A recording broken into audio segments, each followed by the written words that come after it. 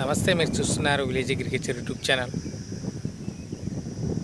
ప్రస్తుతం రైతు పరిస్థితి ఎలా ఉందంటే, మనము భూమి అంతా చదును చేసుకొని విత్తనాలు పెట్టే టయానికి విత్తనాలు దొరకని పరిస్థితి ఉందన్నమాట.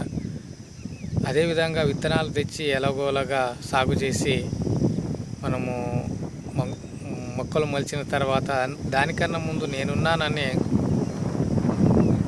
గడ్డి వస్తుంది. ఆ గడ్డిని కలుపు నివారణకు కూలీలు దొరకని పరిస్థితి ఉంది. అది కూడా ముప్పు తిప్పలు పడి కూలీలతోటి కుస్తీ పట్టేసి మనము కలుపు తీర్చుకొని ఎరువులు వేద్దామంటే ఎరువులు దొరకని పరిస్థితి. మళ్ళీ క్యూలలో నిలబడాలి. ఇప్పుడు ఏమో యాప్లు వచ్చేసినాయి, దాంట్లో బుకింగ్ చేసుకోవాలి.